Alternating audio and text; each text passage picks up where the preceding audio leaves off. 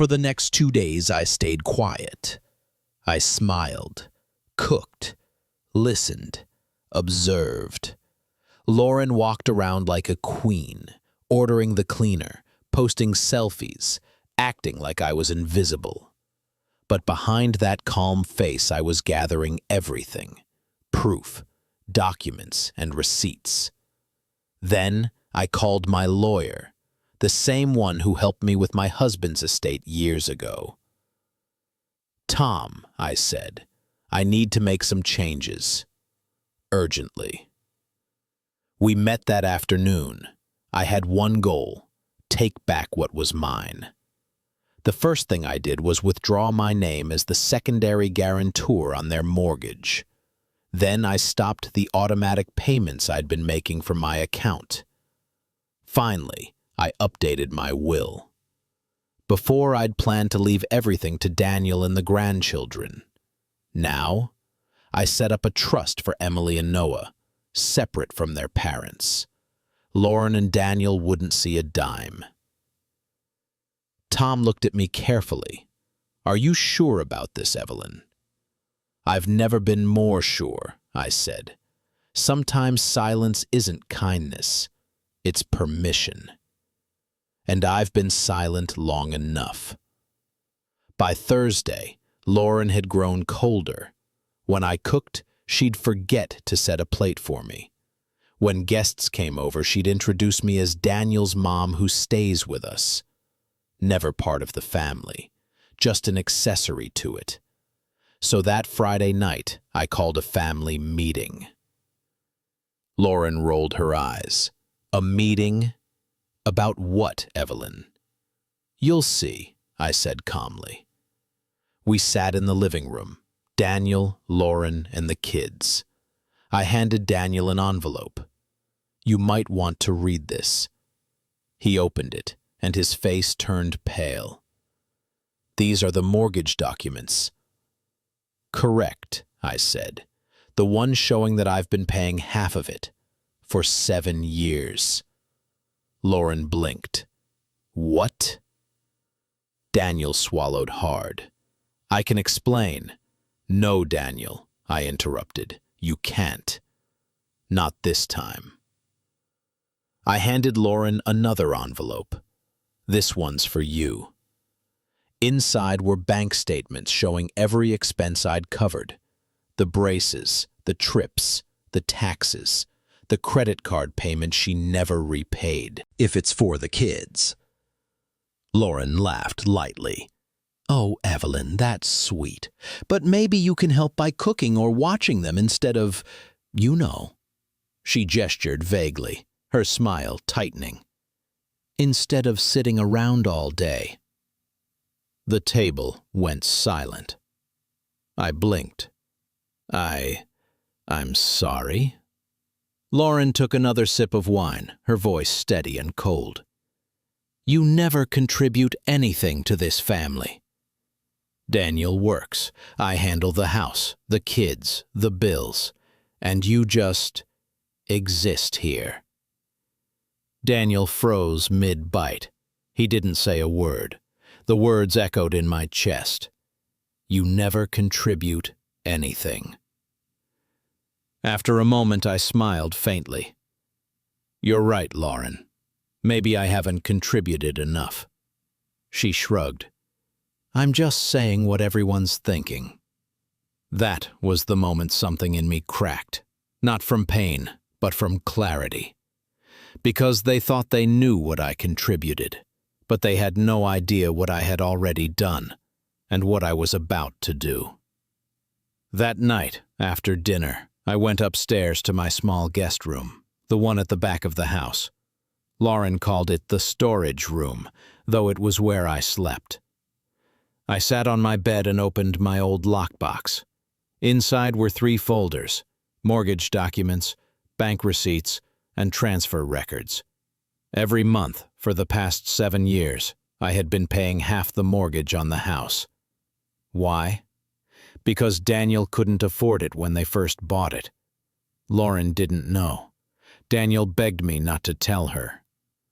"Just until I get promoted, Mom," he'd said. But the promotion never came, and the payments, they never stopped, from my savings.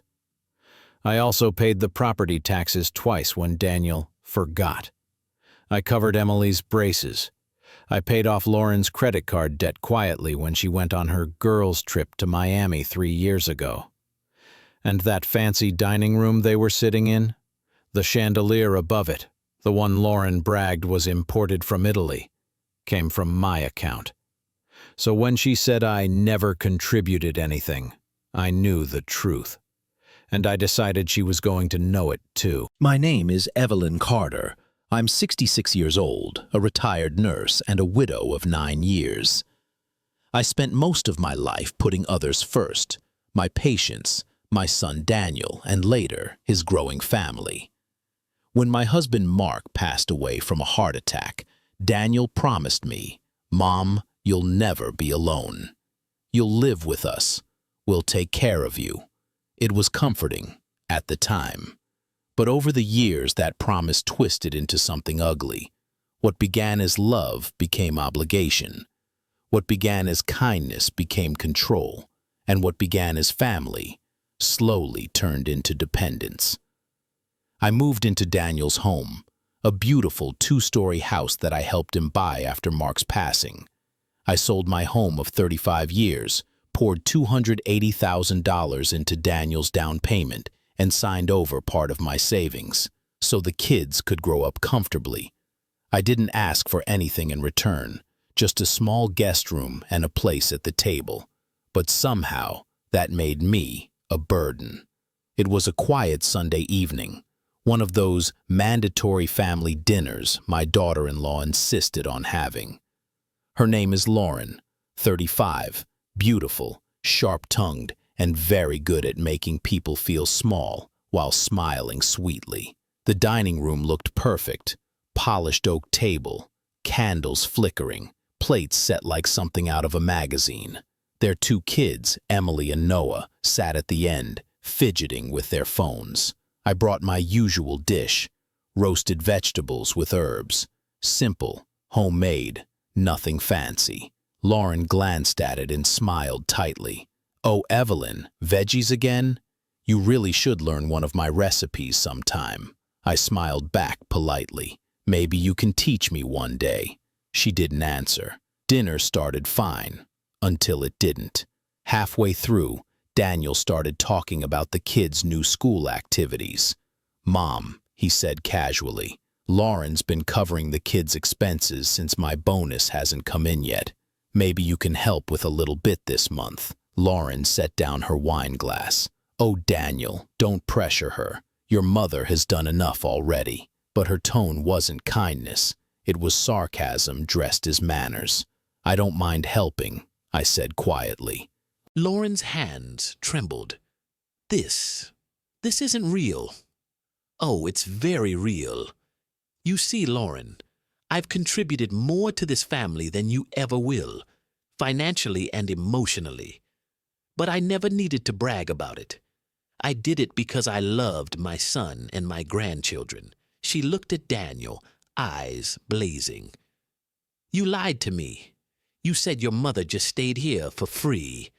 Daniel buried his face in his hands. "Lauren, I just didn't want more tension." "Tension?" I laughed softly. "Daniel, you created this. You let your wife disrespect me while I kept you afloat." Lauren stood abruptly. "You think money gives you the right to control us?"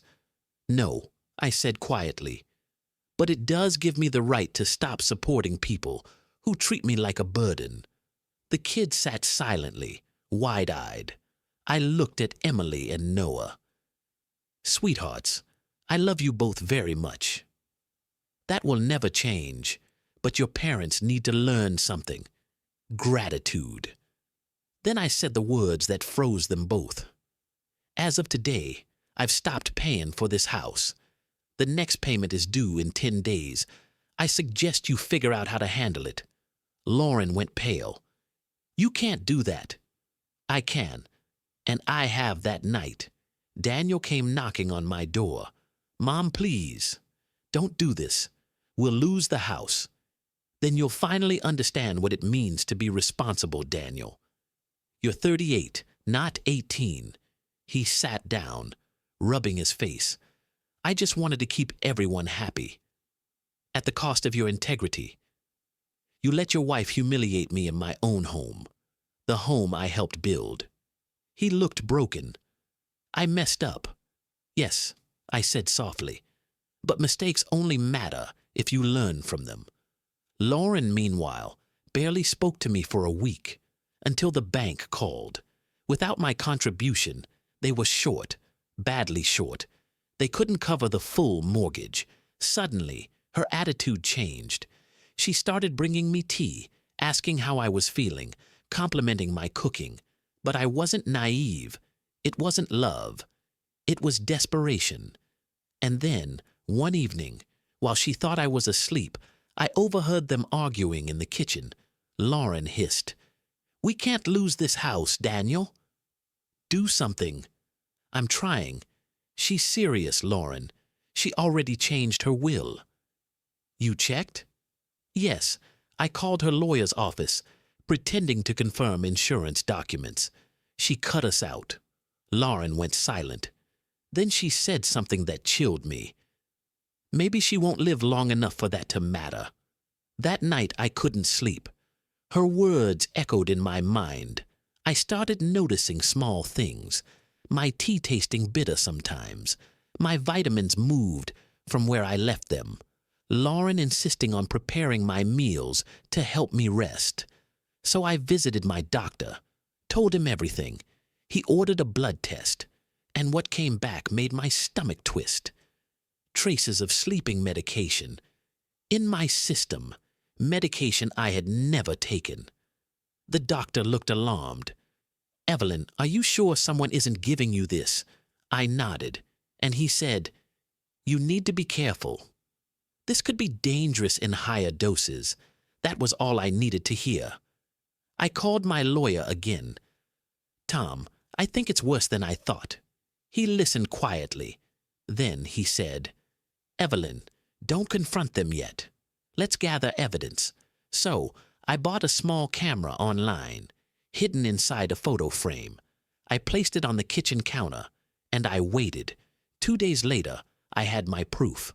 The footage showed Lauren stirring something into my tea, then calling Daniel and whispering, "She'll be sleeping soon." That was it. I called the police, my lawyer, and my friend, Susan, who had worked in law enforcement for 20 years. Within hours, they had everything: the video, the medical report, and the motive. The insurance policy I never knew Daniel had taken out under my name. When the officers arrived, Lauren tried to act shocked. "This is ridiculous. I would never." But the footage didn't lie. Daniel looked like he'd aged 10 years in a minute. He tried to defend her, but eventually, even he couldn't. Lauren was taken away for questioning, and Daniel collapsed into a chair and wept. 2 weeks later, after everything came to light, Daniel came to see me. "Mom," he said, voice trembling, "I didn't know. I swear, I didn't know she'd do that." I studied his face, tired, guilt-ridden, sincere. "I believe you," I said, "but believing doesn't mean forgetting." He nodded. "I filed for divorce. I can't look at her the same way." "I know," I said gently. "But now you have to be a father. Show your kids that truth matters." He wiped his eyes. "You still love me?" "I always will. But love doesn't mean enabling." That's the lesson I learned too late. It's been 6 months since that dinner. The house was sold. Daniel moved into a smaller apartment with the kids. Lauren is awaiting trial for attempted poisoning and fraud. I live in a cozy cottage now. Quiet, peaceful, mine. The air smells of lavender and freedom. Every Sunday, Emily and Noah visit. We bake cookies, tell stories, and laugh. One day, Emily asked me, "Grandma, why did you stop living with Dad and Mom?" I smiled softly. Because, sweetheart, sometimes people need to lose what they take for granted to learn how valuable it truly was. She thought for a moment, then nodded. I hope Daddy learns fast. I hugged her tightly. I think he already has. They said I never contributed anything to the family, but I gave them everything, my money, my love, my trust.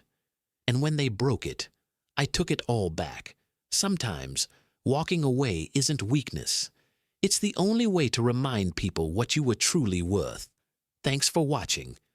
Don't forget to subscribe. And remember, kindness is priceless, but self-respect is non-negotiable.